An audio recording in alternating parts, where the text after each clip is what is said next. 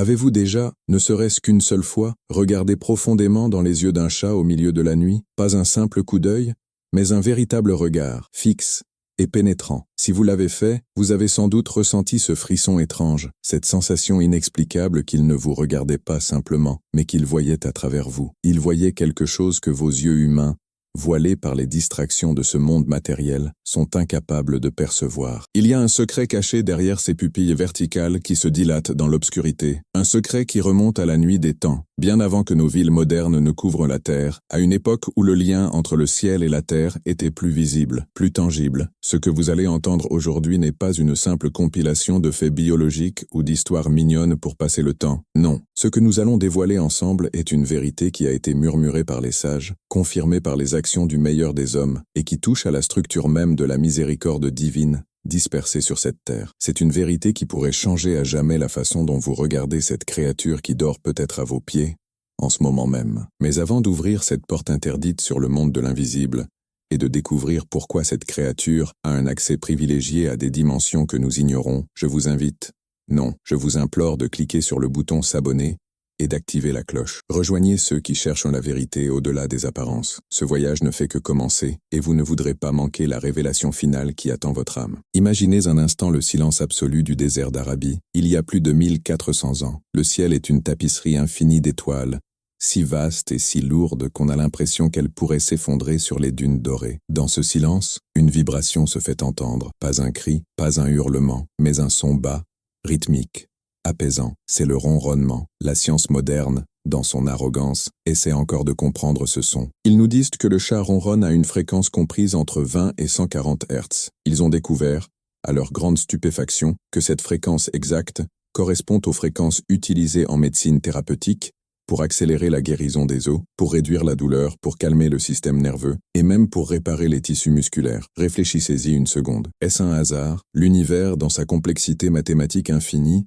laisse-t-il vraiment place au hasard? Ou est-ce là la signature d'un design intelligent, d'une miséricorde qui a placé, dans une petite créature poilue et domestique, un mécanisme de guérison biologique et spirituelle? Ce n'est pas juste un animal de compagnie, c'est un appareil de guérison vivant, une merveille biologique conçue par Al-Khaliq, le créateur, pour apaiser les cœurs des croyants. Mais ce n'est que la surface du mystère. Le véritable secret réside dans leur pureté rituelle.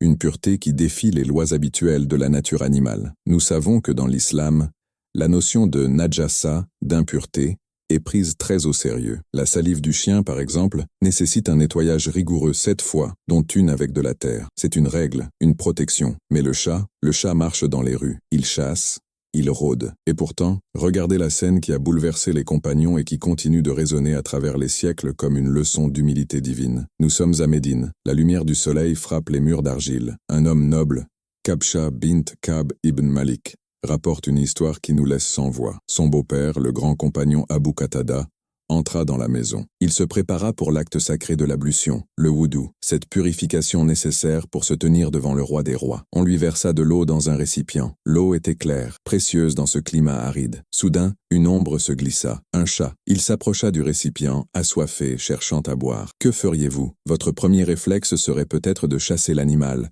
de protéger l'eau destinée à la prière, de craindre la contamination. Mais Abu Qatada, dont le cœur avait été éduqué par la lumière de la prophétie, ne fit pas cela. Il inclina le récipient. Il le pencha délibérément pour que le chat puisse boire plus facilement, avec confort. Kabsha, observant la scène, fut stupéfaite. Elle le regardait avec insistance, surprise par ce geste qui semblait contredire la rigueur de la pureté. Abu Qatada remarqua son regard et posa une question qui résonne encore aujourd'hui. « Es-tu surprise, ô fille de mon frère ?» Elle répondit honnêtement « Oui », et c'est là qu'il prononça les mots qui ont ouvert les yeux de la Oumma sur la réalité de ces créatures. Il dit « Le messager d'Allah, que la paix et les bénédictions d'Allah soient sur lui, a dit, ils ne sont pas impurs, ce sont des intercesseurs qui circulent parmi vous. Arrêtez-vous sur ces mots. Qui circule parmi vous? Le terme arabe utilisé ici, at-tawafina, évoque ceux qui tournent autour comme les serviteurs, comme les membres de la famille, comme ceux qui font partie intégrante du foyer. Le prophète, paix sur lui, n'a pas seulement toléré leur présence, Il a élevé leur statut, il a déclaré leur salive pure, il a déclaré leur corps pur, il a brisé la barrière psychologique qui séparait l'animal sale de l'homme propre. Il nous a enseigné que la pureté n'est pas seulement physique, elle est spirituelle. Si le chat boit de votre eau, vous pouvez faire vos ablutions avec le reste. Si le chat mange de votre nourriture, vous pouvez manger le reste. C'est une exception divine, une permission spéciale accordée par celui qui détient les clés de l'univers, pour faciliter la vie des croyants et pour honorer cette créature mystérieuse.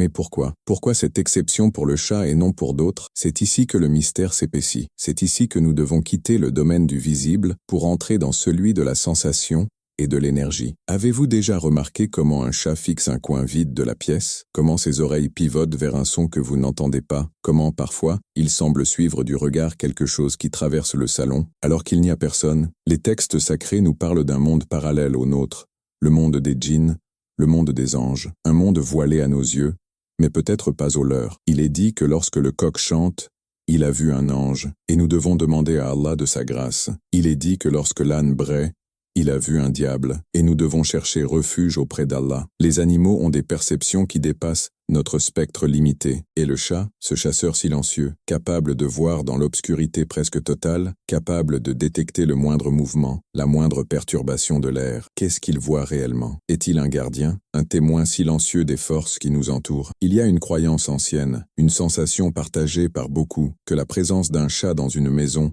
change l'atmosphère spirituelle. Non pas qu'il chasse les démons par sa force physique, mais que sa présence, sa baraka, sa pureté validée par le prophète lui-même, apporte une sérénité qui repousse les ténèbres. Pensez à la solitude. Combien de personnes, isolées, âgées ou brisées par la vie, ont trouvé leur seul réconfort dans la présence silencieuse d'un chat? Ce n'est pas anodin, c'est une miséricorde d'Allah. Allah sait que l'homme est faible, qu'il a besoin de compagnie, de toucher, de chaleur. Il a créé une créature indépendante, qui n'a pas besoin de nous comme un chien a besoin de son maître, mais qui choisit de venir vers nous. Et quand un chat, cette créature fière et autonome, choisit de s'asseoir sur vos genoux et de commencer ce ronronnement vibratoire, c'est comme si l'univers vous disait « Tu es accepté, tu es en paix ». C'est un cadeau d'Allah, une thérapie gratuite envoyée directement dans nos foyers. Mais l'histoire ne s'arrête pas à la pureté de l'eau ou à la thérapie du ronronnement. Il y a une légende, une histoire si belle et si puissante qu'elle fait trembler le cœur de quiconque aime le prophète, paix sur lui. On raconte, bien que les chaînes de transmission varient, l'histoire de Mu'edza. Imaginez la scène. Le prophète de l'islam,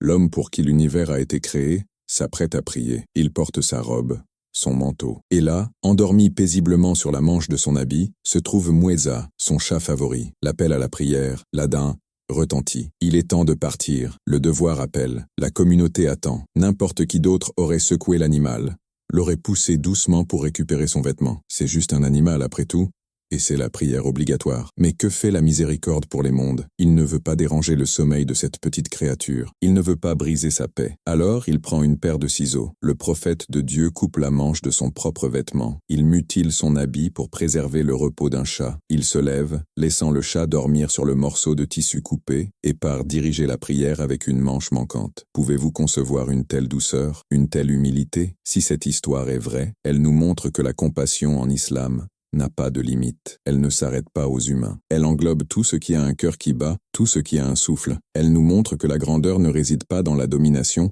mais dans la protection des plus faibles, même s'il s'agit d'un petit animal endormi. Et même si les savants du hadith débattent de l'authenticité exacte de ce récit spécifique, l'esprit de cette histoire est confirmé par des dizaines d'autres récits authentiques où le prophète a réprimandé ceux qui maltraitaient les animaux et promis le paradis à ceux qui les hidaient. Cela nous amène à une question terrifiante. Si la miséricorde envers un chat peut ouvrir les portes du paradis, que se passe-t-il si on le maltraite, si on ignore sa faim, si on le traite avec cruauté? La réponse est aussi sombre que la nuit sans lune. Il existe une histoire, authentifiée, scellée par la parole du prophète, qui raconte le destin tragique d'une femme à cause d'un chat. Une histoire qui a fait pleurer les justes et trembler les tyrans. Une histoire qui nous rappelle que l'enfer peut être ouvert par une petite clé, tout comme le paradis. Nous pensons souvent que nos actions envers les animaux sont triviales, sans conséquences. Ce n'est qu'une bête, disons-nous. Mais l'islam vient nous gifler avec une réalité brutale. Il n'y a pas de petite injustice. La justice d'Allah est absolue. Elle pèse l'atome de bien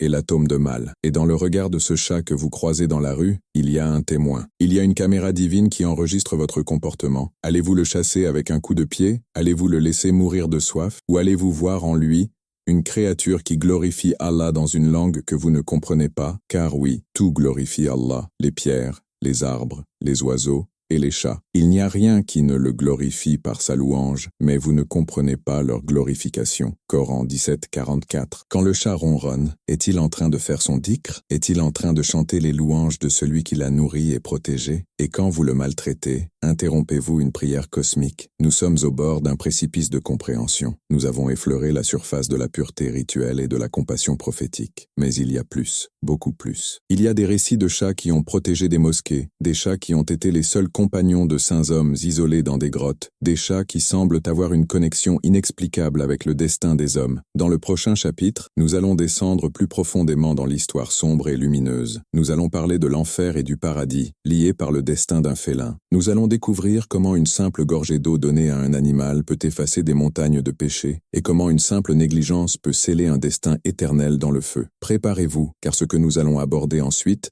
va secouer votre conscience et vous forcer à revoir chaque interaction que vous avez eue avec le monde animal. Vous n'êtes pas prêt pour la gravité de ce qui suit. Le voile se lève à peine, l'air devient lourd. Pouvez-vous le sentir? Ce n'est plus la brise fraîche de Médine ni la douceur du ronronnement que nous avons évoqué il y a quelques instants. C'est une chaleur différente. Une chaleur qui ne vient pas du soleil, mais de quelque chose de bien plus profond, de bien plus terrifiant. Nous avons parlé de la miséricorde, de la lumière, de la guérison. Mais l'islam est une religion d'équilibre parfait. Il n'y a pas de lumière sans ombre, pas de récompense sans risque, pas de paradis sans la réalité brûlante de l'enfer. Et c'est ici, au croisement de la négligence et de l'éternité, que notre histoire prend un tournant sombre, un tournant qui a figé le sang des compagnons et qui devrait faire trembler chaque âme qui m'écoute aujourd'hui. Nous parlons souvent de grands péchés, le meurtre, l'idolâtrie, le vol. Nous pensons que pour mériter le châtiment ultime, il faut avoir commis des crimes contre l'humanité, avoir déclenché des guerres, avoir détruit des nations. Mais le prophète,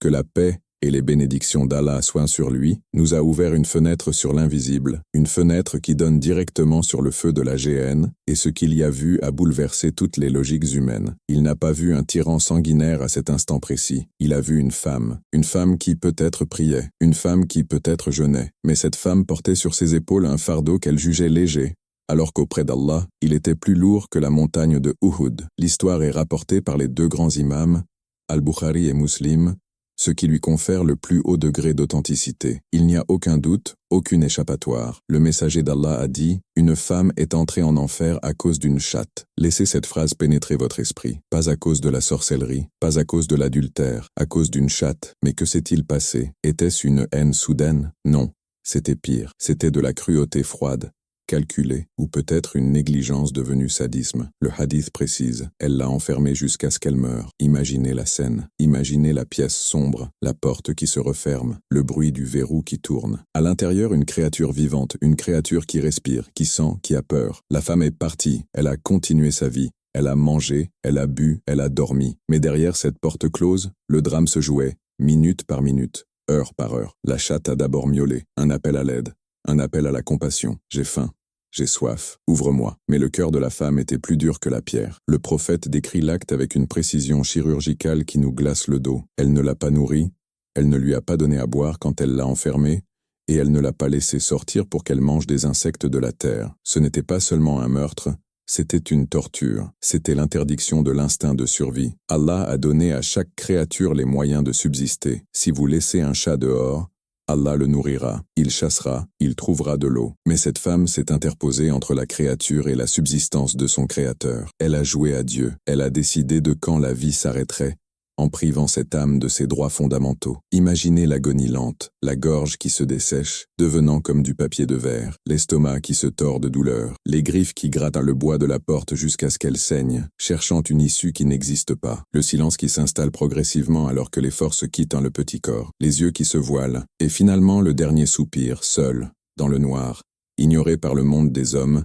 mais observé par le Seigneur des mondes. Cette chatte n'avait pas d'avocat. Elle n'avait pas de famille pour réclamer justice. Elle n'avait pas de voix pour porter plainte au tribunal, mais elle avait Allah. Et Allah est Al-Basir, celui qui voit tout. Il est Al-Hakam, le juge suprême. Le cri silencieux de cette chatte a traversé les 7 cieux et a secoué le trône. Le prophète, paix sur lui, a vu le résultat de cette action. Lors de la prière de l'éclipse, Salat al-Kusuf, le voile entre notre monde et l'au-delà a été levé pour lui. Il a vu le paradis, et il a tendu la main comme pour saisir une grappe de raisin. Puis, il a vu l'enfer. Il a reculé de peur, protégeant son visage de la chaleur intense. Et là, dans les flammes, il a vu cette femme. Certaines narrations ajoutent un détail terrifiant, un détail qui montre que la punition est de la même nature que le crime. Dans cette vision de l'enfer, la chatte était là aussi. Mais ce n'était plus la petite victime faible et affamée. C'était un instrument de la justice divine. La femme était griffée, mordue, tourmentée par la créature qu'elle avait fait souffrir. C'est la loi du talion cosmique. Ce que vous faites au plus faible dans ce monde vous reviendra avec une force dévastatrice dans l'autre. Al-Jaza min jins al-amal. La rétribution est de la même nature que l'acte. Cela nous amène à une réflexion qui devrait nous empêcher de dormir. Combien de fois avons-nous négligé les droits de ceux qui sont sous notre responsabilité? Combien de fois avons-nous ignoré la soif d'un animal, ou pire, la souffrance d'un être humain, en pensant que c'était insignifiant? Cette histoire détruit l'arrogance humaine. Elle nous dit, tu n'es pas le maître de l'univers, tu es un gardien. Et si tu faillis à ta garde, même envers un chat, tu risques tout. L'enfer est réel, et ses portes peuvent s'ouvrir pour des raisons qui nous semblent dérisoires. Mais attendez, ne sombrez pas encore dans le désespoir total. Car si la justice d'Allah est rigoureuse et terrifiante, sa miséricorde est un océan sans rivage qui précède sa colère. L'islam nous montre toujours les deux faces de la pièce. Si un chat peut vous faire descendre dans les abysses les plus profonds, un autre animal peut vous élever vers les sommets les plus hauts, même si vous êtes noyé dans le péché. Changeons de décor. Quittons la maison sombre de la femme cruelle et allons dans le désert brûlant. Le soleil est au zénith. La chaleur fait vibrer l'air. Une autre femme marche. Mais ce n'est pas une femme pieuse aux yeux de la société. Les textes nous disent qu'elle était une prostituée, une femme de mauvaise vie, jugée par les hommes, marginalisée, pécheresse. Aux yeux du monde, elle était perdue. Aux yeux des religieux rigides, elle était destinée au feu. Elle avait soif. Une soif terrible. Elle trouva un puits, descendit, but et remonta, l'eau fraîche apaisant sa gorge brûlante. Mais en arrivant en haut, elle vit une scène qui arrêta son cœur. Un chien, pas un chat noble et propre, mais un chien, souvent considéré comme impur, méprisé, chassé. Le chien haletait, léchant la terre humide, mourant de soif. Sa langue pendait, ses côtes se soulevaient à un rythme effréné. Il était à l'agonie. À cet instant précis, le temps s'est arrêté. Il n'y avait personne pour la regarder, pas d'imam pour la féliciter, pas de foule pour l'applaudir. Elle était seule avec ce chien et avec Dieu. Elle regarda l'animal et se dit, cette créature souffre de la soif comme j'en ai souffert. L'empathie, la connexion viscérale entre deux êtres vivants. Que fit-elle? Elle n'avait pas de seau. Elle redescendit dans le puits. Elle n'avait rien pour transporter l'eau. Alors, dans un geste d'une humilité bouleversante, elle enleva sa chaussure en cuir. Elle la remplit d'eau. Et pour remonter, ayant besoin de ses mains pour grimper les parois du puits, elle tint la chaussure avec ses dents. Imaginez l'effort, la poussière, la difficulté. Elle remonta, rampa vers le chien et lui donna à boire. Le chien but, il survécut, il repartit. C'est fini? Non, c'est là que le miracle se produit. Le prophète, paix sur lui, nous dit, Allah l'a remercié et lui a pardonné ses péchés. Bam, lisez ça encore. Allah l'a remercié. Le Créateur des cieux et de la terre a exprimé sa gratitude envers une prostituée pour avoir donné de l'eau à un chien. Tous ses péchés, toute sa vie de débauche, tout son passé sombre ont été effacés, lavés, purifiés par une seule gorgée d'eau donnée avec sincérité à une bête assoiffée. Voyez-vous le paradoxe? Voyez-vous l'échelle cosmique dont nous parlions? Une femme pieuse en enfer pour avoir tué un chat, une femme pécheresse au paradis pour avoir sauvé un chien. Quelle est la leçon? La leçon est que la valeur de vos actions ne dépend pas de l'apparence sociale, mais de l'état de votre cœur envers la création d'Allah. Les animaux sont les tests ultimes de notre sincérité. Ils ne peuvent pas nous payer, ils ne peuvent pas voter pour nous, ils ne peuvent pas nous donner de promotion au travail. Faire du bien à un animal est un acte de pureté absolue, car il n'attend rien en retour dans ce monde. C'est une transaction directe avec Allah. Mais revenons au chat. Si le chien avec son statut particulier en islam a pu être la cause d'un tel pardon, imaginez le statut du chat, cette créature que le prophète a aimée, touchée, et laissé entrer dans sa mosquée. Le chat est un tawaf, un rôdeur sacré. Il porte en lui un secret. Il y a une dimension encore plus étrange que nous devons explorer. Nous avons parlé de la mort et du jugement. Mais qu'en est-il de la vie? Qu'en est-il de la relation quotidienne, presque mystique, entre le croyant et le chat? Il y a un homme dans l'histoire de l'islam dont le nom même est lié à jamais à ses félins. Un homme qui a mémorisé plus de paroles du prophète que quiconque. Un homme qui portait un chaton dans sa manche, non pas pour le cacher, mais pour le protéger. On l'appelait le père du chaton, Abu Huraira. Ce n'était pas juste un surnom mignon, c'était un titre de noblesse spirituelle. Pourquoi le prophète lui a-t-il donné ce nom? Était-ce juste une blague affectueuse?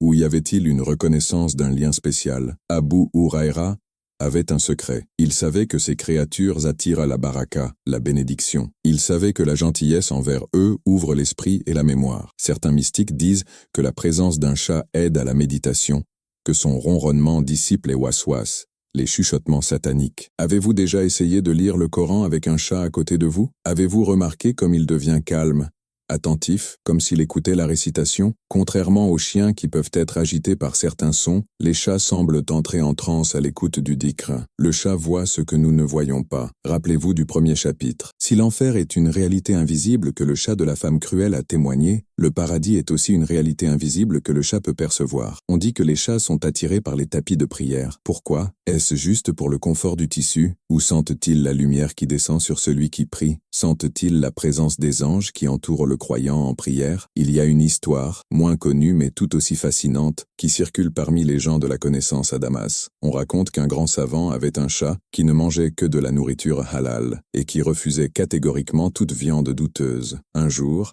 un voisin apporta de la viande. Le chat la renifla et s'éloigna avec dégoût. Le savant, intrigué, enquêta et découvrit que la viande provenait d'une bête morte sans rituel. Le chat savait. Le chat avait une distinction spirituelle que même les humains avaient perdue. Nous sommes face à une créature qui est bien plus qu'un animal domestique. C'est un baromètre de notre état spirituel. C'est un test ambulant de notre moralité. C'est une clé pour le paradis ou une trappe pour l'enfer. Alors, la prochaine fois que votre chat vous réveille à 4 heures du matin, ne vous énervez pas. Peut-être qu'il ne veut pas seulement des croquettes. Peut-être qu'il sait que c'est l'heure du tahajjud, l'heure où Allah descend au ciel le plus bas pour demander « Qui m'invoque pour que je l'exauce ?» Peut-être que votre chat est votre réveil spirituel, envoyé pour vous empêcher de dormir alors que les portes de la miséricorde sont grandes ouvertes. Peut-être qu'il essaie de vous sauver du feu, contrairement à cette femme qui l'a jeté dedans. Mais ce lien va encore plus loin. Il y a une connexion prophétique directe. Abu Huraira n'était pas le seul. Il y a des secrets sur la façon dont les chats interagissent avec les maladies, avec les djinns et avec la protection de la maison contre les nuisibles, tant physique que spirituel. Dans le prochain chapitre, nous allons plonger dans la vie de cet homme extraordinaire, Abu Huraira, et découvrir comment son amour pour les chats était lié à sa mission phénoménale de préserver l'islam. Nous allons découvrir pourquoi le prophète lui a fait confiance plus qu'à d'autres, et quel rôle le petit chaton dans sa manche a joué dans cette destinée cosmique. Préparez-vous à entrer dans la sphère des Sahaba, les compagnons, et à voir comment un petit animal a trouvé sa place au milieu des géants de l'histoire. Ce que vous allez apprendre sur Abu Huraira va changer votre vision de la relation entre la foi et le monde animal à jamais. Connaissez-vous le nom Abdurrahman ibn Sakhr ad-Daws? Probablement pas. Ce nom ne vous dit rien. Il semble étranger, lointain, perdu dans les sables du temps. Et pourtant, si je prononce un autre nom, un frisson de reconnaissance parcourra l'échine de chaque musulman, du Maroc à l'Indonésie. Ce nom est Abu Huraira, le père du chaton. Réfléchissez à l'immensité de ce fait. L'homme qui a transmis le plus grand nombre de paroles du prophète, paix sur lui, l'homme qui est le pont entre la bouche du messager et nos oreilles aujourd'hui, est mondialement connu non par son lignage tribal, non par ses richesses, non par ses conquêtes militaires, mais par sa relation avec un petit chat. Ce n'est pas un détail trivial, c'est une révolution spirituelle. Dans une société arabe du 7e siècle, obsédée par la force virile, par les chevaux de guerre, par les sabres, et la fierté des ancêtres, le prophète de l'islam a choisi de valider et d'éterniser un surnom doux, tendre, lié à une petite boule de poil. Ya Abu Huraira, l'appelait-il, au père du petit chat. Ce n'était pas une moquerie, c'était une consécration, c'était le sceau de l'approbation divine sur la douceur de cœur. Mais pour comprendre la profondeur de ce lien, nous devons descendre dans la poussière de Médine. Nous devons ressentir la faim qui tordait les boyaux de ces hommes. Abu Huraira faisait partie des Al al-Soufa, les gens du banc. C'étaient les pauvres parmi les pauvres, les invités de l'islam qui vivaient à l'arrière de la mosquée du prophète. Ils n'avaient ni maison, ni famille, ni commerce. Ils avaient tout sacrifié pour être proches de la source de la lumière. Abu Huraira raconte lui-même qu'il avait tellement faim qu'il attachait une pierre plate contre son ventre pour soulager les crampes de l'inanition. Il s'évanouissait parfois entre le minbar et la chambre d'Aïcha, et les passants mettaient le pied sur son cou, pensant qu'il était fou. Il n'était pas fou, il était affamé, et pourtant, dans cette détresse physique absolue, alors qu'il cherchait désespérément une datte ou une gorgée de lait, qui trouvait-on blotti dans sa manche? Un chaton. Imaginez la scène. Un homme qui n'a pas de quoi se nourrir lui-même, qui n'a pas la force de se tenir debout, trouve encore en lui la force et l'espace pour protéger, réchauffer et porter une créature plus faible que lui. C'est là que réside le secret de la grandeur. La plupart des gens, lorsqu'ils souffrent, deviennent égoïstes. La douleur nous replie sur nous-mêmes. Mais Abu Huraira, éduqué par le regard du prophète, avait transcendé son ego. Sa manche n'était pas vide, elle était le sanctuaire d'une vie. Un jour, le prophète, paix sur lui, le vit avec ce chaton. Pensez-vous qu'il lui a dit « Ô Abu Huraira, jette cette bête, tu es sale, concentre-toi sur le Coran ». Non, jamais. Le prophète sourit, ce sourire qui illuminait les mondes. Il vit dans ce geste une preuve de la qualité du cœur de son compagnon. Il savait que celui qui a de la miséricorde pour le petit chaton aura de la miséricorde pour la Ummah, la communauté. Il savait que ce cœur tendre était le récipient parfait pour recevoir la science sacrée. Et c'est ici que le mystère devient cosmique. Il y a un lien direct, presque électrique, entre le service à la création et l'ouverture de l'intellect. Abu Huraira avait un problème. Il oubliait. Il entendait les paroles précieuses du prophète, mais sa mémoire lui faisait défaut. Il s'en plaignit au messager d'Allah. « Ô messager d'Allah, j'entends beaucoup de choses de toi, mais j'oublie. » Le prophète lui dit « Étends ton vêtement. » Rida, Abu Huraira l'étendit. Le prophète fit des mouvements avec ses mains, comme s'il prenait de la lumière invisible ou de la connaissance matérielle dans l'air, et la versait dans le vêtement. Puis il dit « Serre-le contre toi ». Abu Huraira serra le vêtement contre sa poitrine, et il jura par la suite « Je n'ai plus jamais rien oublié après ce jour ». Regardez la symbolique. Ce même vêtement, cette même manche qui servait de berceau au chaton, est devenu le réceptacle de la science prophétique qui guide des milliards de musulmans aujourd'hui. Est-ce un hasard, ou est-ce que la miséricorde attire la connaissance? Irhama man fil ard, yarhamkum man fis sama. Faites miséricorde à ceux qui sont sur terre, et celui qui est au ciel vous fera miséricorde. La miséricorde d'Allah envers Abu Huraira s'est manifestée par une mémoire infaillible. Pensez à l'échelle de cela. Chaque fois que vous priez, vous suivez une description rapportée par Abu Huraira. Chaque fois que vous jeûnez, que vous donnez la zakat, que vous connaissez les détails du jour du jugement, il y a de fortes chances que la chaîne de transmission passe par le père du chaton. Le chat était le témoin silencieux de cette transmission. Il était là, présent, absorbant l'atmosphère de la révélation. Si vous détestez les chats, vous avez un problème avec l'identité même de celui qui a préservé votre religion. Il y a quelque chose de fascinant dans la nature du chat qui reflète celle d'Abu Huraira. Le chat est un observateur. Il s'assoit, immobile, et regarde. Il enregistre tout. Abu Huraira était exactement cela. Il n'était pas un marchand occupé au marché comme d'autres compagnons. Il n'était pas un agriculteur dans les palmeraies. Il s'est collé au prophète. Il était son ombre. Il observait chaque mouvement, chaque clignement d'œil, chaque silence. Comme un chat guette sa proie, Abu Huraira guettait la sagesse. Cette patience féline, cette capacité à rester assis pendant des heures en attendant la parole qui changera tout, c'est une qualité partagée, mais l'histoire ne s'arrête pas à la mémoire. Le chat a une autre fonction, une fonction de protection. Dans le désert,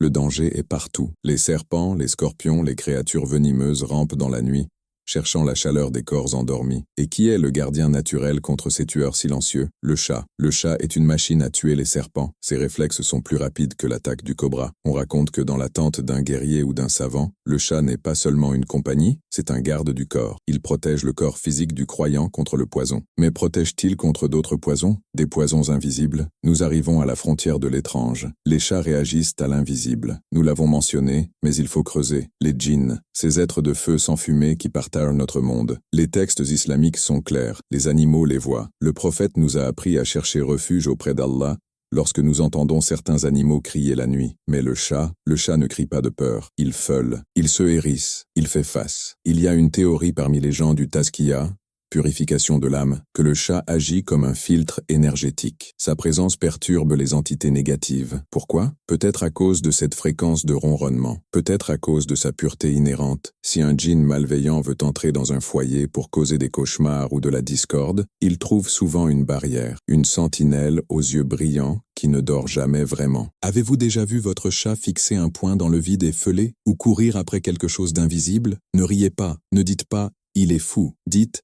A'udhu billahi minash shaitan irrajim, car il est fort probable qu'il soit en train de chasser un intrus que vos yeux voilés ne peuvent percevoir. Il protège votre sanctuaire, il protège votre sommeil. Il est un petit soldat d'Allah, en mission secrète dans votre salon. Abu Huraira le savait-il? Le prophète lui a-t-il révélé des secrets sur les animaux que nous avons perdus? Il est rapporté qu'Abu Huraira avait aussi des rencontres avec le diable lui-même. Vous souvenez-vous de l'histoire où Shaitan est venu voler de la nourriture de la sadaqa, aumône, qu'Abu Huraira gardait, 3 nuits de suite. Abu Huraira l'a attrapé. Il était seul, la nuit, gardant le trésor des musulmans. Il avait cette vigilance, cette capacité à voir la tromperie. Peut-être que vivre avec des chats lui avait appris à repérer les voleurs silencieux, qu'ils soient humains ou djinns. Et c'est là que nous devons nous poser une question déchirante. Si ces créatures sont si précieuses, si elles sont des gardiens, des témoins, des sources de miséricorde et de pardon, pourquoi les voyons-nous aujourd'hui errer dans nos rues, maigres,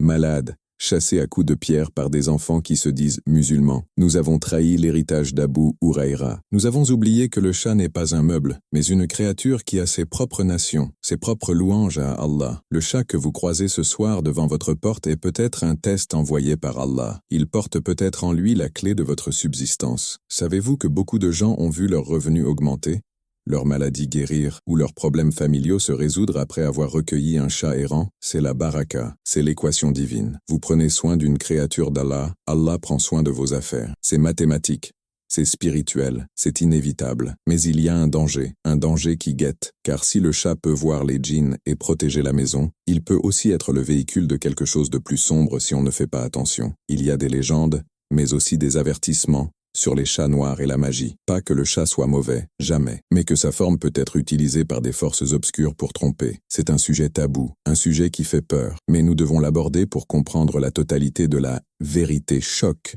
que nous avons promise. Dans le prochain chapitre, nous allons entrer dans la zone interdite. Nous allons parler de la différence subtile entre le chat béni et le djinn chat. Nous allons explorer pourquoi le prophète a donné des instructions spécifiques sur les serpents dans les maisons et comment cela se connecte à la vision féline. Et surtout, nous allons découvrir la science moderne qui commence à peine à confirmer ce que l'islam a dit il y a 1400 ans sur l'hygiène et l'impact psychologique de ces animaux. La science va rencontrer la spiritualité dans une collision frontale. Vous allez comprendre pourquoi les hôpitaux modernes introduisent la ronron-thérapie et comment cela valide chaque hadith que nous avons cité. Préparez votre esprit, car nous allons passer du désert du 7e siècle au laboratoire du 21e siècle pour prouver que la vérité d'Allah est intemporelle. Nous vivons à une époque étrange. Une époque où l'homme a besoin de voir pour croire, où il a besoin d'une étude validée par des pairs, d'un microscope électronique et de graphiques colorés pour accepter une vérité. L'homme moderne est arrogant. Il pense avoir inventé l'hygiène, la médecine, la compréhension de l'univers. Mais ce que nous allons découvrir maintenant est une gifle à cette arrogance. La science du 21e siècle,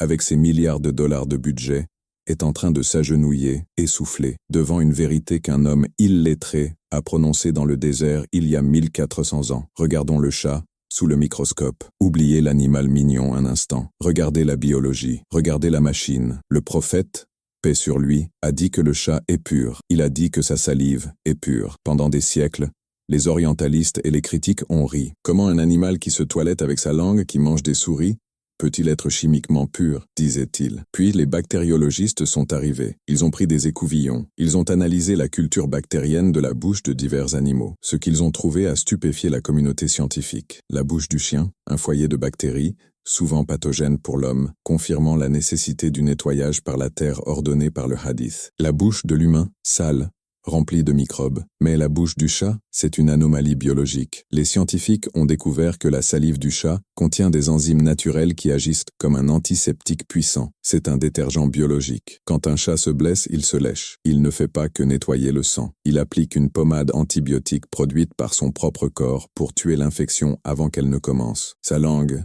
cette râpe rugueuse que vous sentez sur votre main, n'est pas seulement une brosse, c'est un instrument chirurgical stérile conçu pour éliminer les impuretés sans en déposer de nouvelles. Le prophète n'avait pas de laboratoire, il n'avait pas de microscope. Comment savait-il que l'eau touchée par cette langue restait potable, alors que celle touchée par d'autres carnivores ne l'était pas? Il ne devinait pas, il ne supposait pas. Il recevait l'information de celui qui a codé l'ADN du chat. C'est la signature du Créateur. Allah a conçu cette créature spécifique pour vivre dans nos maisons, sur nos tapis, dans nos lits. Il a donc, dans sa miséricorde infinie, équipé cette créature d'un système d'auto-nettoyage moléculaire pour protéger la santé du croyant. C'est un design intelligent d'une précision effrayante. Mais allons plus loin, plongeons dans l'invisible. La science physique n'est qu'une moitié de l'équation. L'autre moitié se trouve dans le monde des ondes et des esprits. Nous avons mentionné les djinns. Ce mot fait sourire les sceptiques, et trembler les croyants. Mais qu'est-ce qu'un djinn? C'est une énergie, une conscience créée à partir d'un feu sans fumée, peut-être ce que la physique moderne appellerait du plasma ou une forme d'énergie électromagnétique complexe. L'islam nous enseigne que les djinns ont la capacité de tamathul, le pouvoir de changer de forme, de se densifier pour devenir visibles dans notre spectre de réalité. Ils prennent souvent la forme d'animaux, le chien noir, le serpent. Ce sont des formes classiques, souvent associées aux djinns malveillants. Shayatan, le prophète, paix sur lui, nous a même donné un protocole de sécurité. Si vous voyez un serpent dans votre maison, ne le tuez pas tout de suite, avertissez-le 3 fois, dites-lui de partir. Pourquoi? Parce que s'il s'agit d'un djinn résident, le tuer sans avertissement est un crime dans le monde spirituel qui peut entraîner une vengeance terrible, une vendetta interdimensionnelle contre vous et votre famille. Mais le chat est unique. Bien que les djinns puissent prendre la forme d'un chat, c'est possible, la forme féline est rarement associée à la malveillance pure, comme le chien noir aux yeux rouges. Au contraire, le chat semble être le gardien de la frontière. Revenons à la physique quantique et à la vision. Le spectre de la lumière visible pour l'humain est minuscule. Nous sommes pratiquement aveugles. Nous ne voyons pas les infrarouges, la chaleur, nous ne voyons pas les ultraviolets. Mais les biologistes savent maintenant que les yeux des chats sont équipés pour voir des choses que nous ignorons. Ils voient les motifs UV sur les fleurs et les traces d'urine. Ils voient dans une obscurité quasi totale. Superposez maintenant le hadith sur la science. Le prophète a dit que lorsque le coq chante,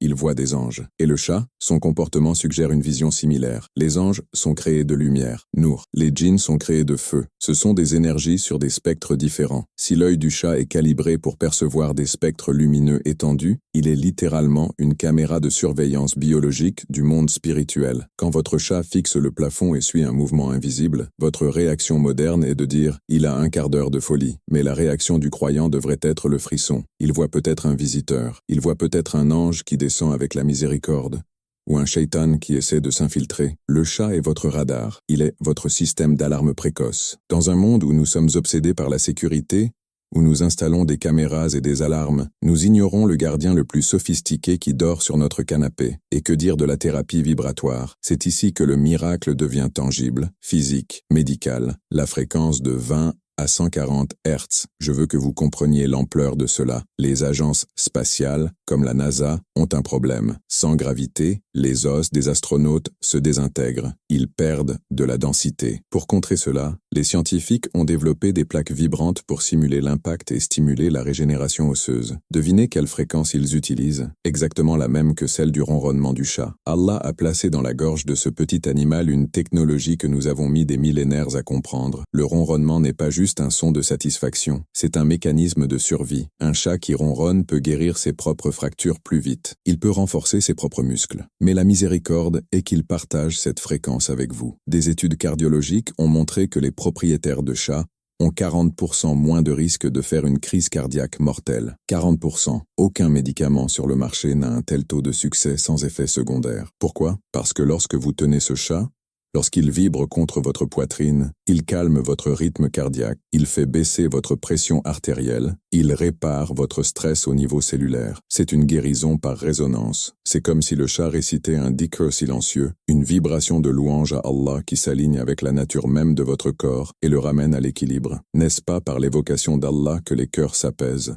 Coran. Et si le ronronnement était la version animale de cette évocation? Et si Allah utilisait le chat comme un canal pour transmettre la sakina, la tranquillité, directement dans vos veines? Imaginez la scène cosmique. Vous êtes assis, triste, accablé par les dettes ou le chagrin. L'univers est immense, froid. Mais le créateur de cet univers immense envoie une petite créature chaude, douce, qui monte sur vos genoux et active un moteur biologique de guérison. Vous sentez la vibration traverser votre cage thoracique. Vous sentez la chaleur. Vous n'êtes plus seul. Vous êtes connecté à la miséricorde d'Ar-Rahman à travers l'une de ces créatures. C'est viscéral. Ce n'est pas une théorie. C'est une expérience physique que des millions de personnes vivent sans comprendre le miracle qui se joue. Mais attention, il y a une mise en garde. Cette sensibilité du chat, cette connexion au monde invisible, signifie aussi qu'ils sont des éponges émotionnelles et spirituelles. Si votre maison est remplie de colère, de musique haram forte, de paroles obscènes, ou si vous négligez la prière, le chat le sent. Il absorbe cette énergie négative. Il peut devenir malade, anxieux ou fuir. On dit souvent que les animaux ressemblent à leur maître. En islam, c'est plus profond.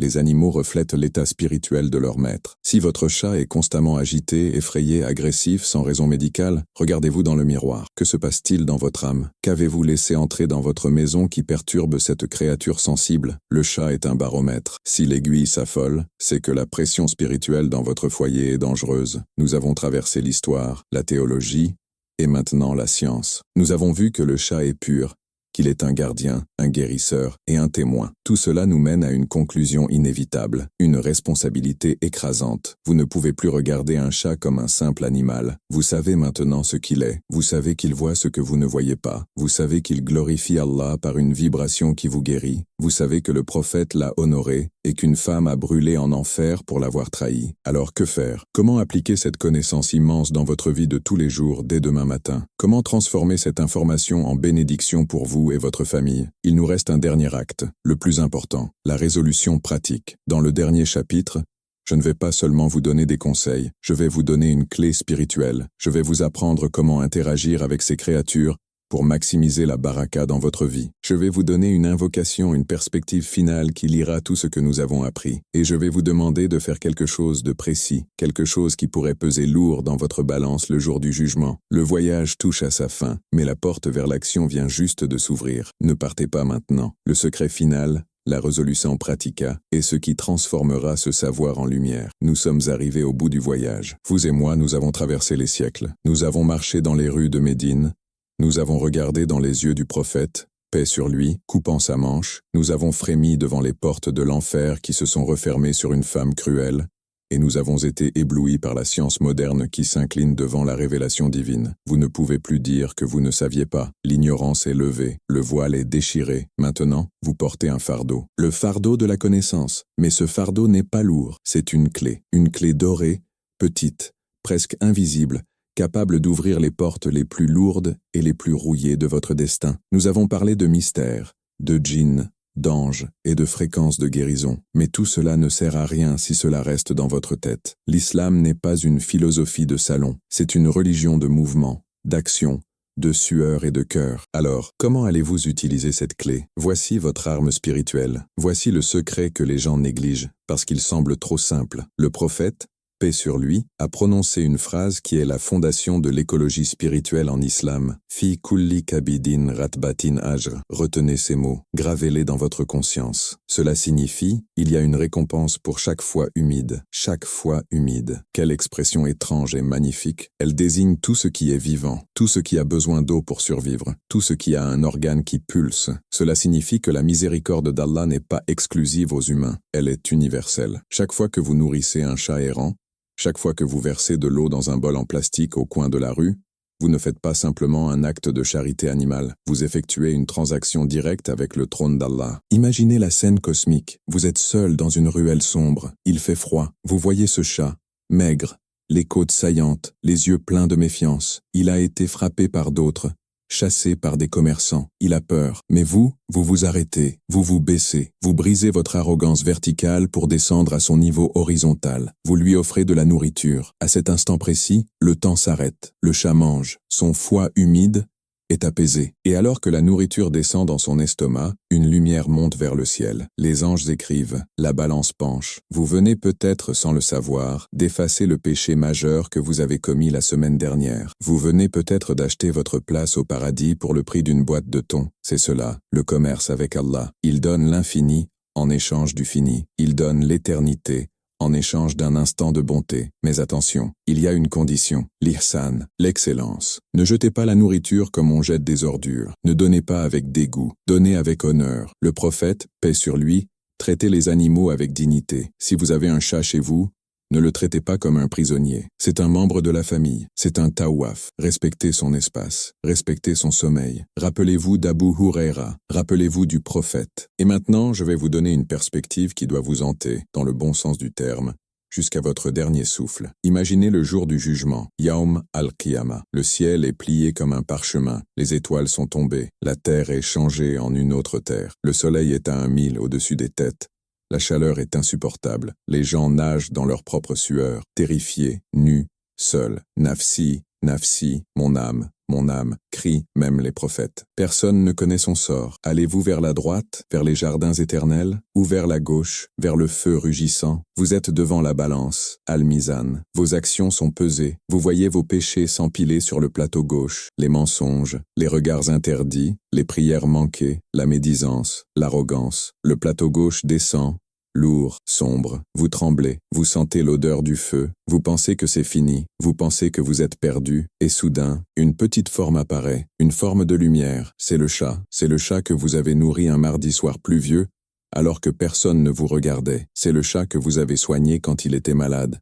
C'est le chat que vous avez laissé dormir sur vos genoux alors que vous étiez fatigué. Il saute sur le plateau de droite, le plateau de vos bonnes actions. Vous dites, « Oh mon Seigneur, ce n'est qu'un chat, ce n'est qu'un peu d'eau. » Mais Allah répond par sa justice et sa miséricorde. « J'étais affamé, et tu m'as nourri. J'avais soif, et tu m'as donné à boire. » Le chat témoigne. « Oh Allah, ce serviteur m'a fait miséricorde quand le monde était cruel. Fais-lui miséricorde aujourd'hui. » Et le plateau de droite s'alourdit. Il descend, il écrase les péchés, pas parce que l'acte était grand en volume, mais parce qu'il était immense en sincérité. La miséricorde appelle la miséricorde. Vous êtes sauvés, sauvés par une créature qui ne parle pas votre langue, mais qui parle la langue de la gratitude divine. C'est cela. La vérité choque. Votre salut peut dépendre de la créature la plus faible. Alors, quelle est la résolution pratique? Qu'allez-vous faire demain? Je ne vous demande pas d'adopter 10 chats si vous ne pouvez pas. L'islam est pragmatique, mais je vous demande de changer votre cœur. L'intention, Niyya. Désormais, quand vous voyez un chat, faites l'intention de respecter la création d'Allah. Dites « Subhanallah » en admirant sa beauté. L'action, Amal. Ayez toujours quelque chose dans votre voiture ou votre sac, un peu de croquettes, une bouteille d'eau. Ne passez jamais devant un animal affamé en l'ignorant. C'est un test que vous échouez. La protection. Si vous avez des enfants, enseignez-leur à ne jamais faire de mal à un animal. C'est la graine de la cruauté. Celui qui est cruel avec le chat finira par être cruel avec l'homme. Et pour ceux qui cherchent une protection spirituelle, rappelez-vous du lien avec l'invisible. Le chat dans votre maison est un gardien. Quand il ronronne, laissez ce son apaiser votre cœur. Faites vos prières à côté de lui. Lisez le Coran en sa présence. Laissez la baraka circuler. Nous allons terminer par une invocation, une dua. Je veux que vous la lisiez avec votre cœur, pas juste avec vos yeux. Ô Allah, créateur des cieux et de la terre, maître des mondes visibles et invisibles, nous te demandons pardon pour notre négligence envers ta création. Pardonne-nous les fois où nous avons été aveugles à la souffrance des faibles. Ô Allah, mets dans nos cœurs une miséricorde semblable à celle de ton prophète. Fais que nos mains soient des sources de bien pour chaque fois humide. Fais que les animaux témoignent pour nous, et non contre nous, au jour du jugement. Protège nos maisons par la présence de tes créatures pures, et éloigne de nous le mal des hommes et des djinns. Accorde-nous la compagnie du prophète, paix sur lui, et d'Abu Huraira, dans le paradis, là où nulle peur ne nous touchera plus. Amin. Vous sentez ce silence? C'est la paix de la compréhension. Vous avez maintenant les clés, mais il reste une dernière obligation, une dette que vous avez envers cette histoire. Le prophète, paix sur lui, a dit, « Transmettez de moi, ne serait-ce qu'un verset. Aujourd'hui, vous avez appris des milliers de mots de sagesse prophétique. Vous ne pouvez pas garder cette lumière pour vous seul. Imaginez combien de personnes maltraitent les chats par ignorance. Imaginez combien de personnes passent à côté de cette montagne de récompenses. Azanat, simplement parce qu'elles ne savent pas. Si vous partagez ce message, et qu'une seule personne change son comportement envers un animal, chaque bol d'eau que cette personne donnera, chaque caresse, chaque acte de bonté sera inscrit sur votre compte aussi. C'est le marketing spirituel multiniveau d'Allah, une chaîne de bien infini. Ne brisez pas la chaîne, soyez un maillon de lumière. Cliquez sur partager, envoyez ceci à votre famille, à vos groupes, à ceux qui aiment les animaux, et surtout, à ceux qui ne les aiment pas. Soyez la cause de la miséricorde sur terre aujourd'hui. Que la paix, la miséricorde et les bénédictions d'Allah soient sur vous et sur toutes les créatures qui louent son nom dans le silence de la nuit.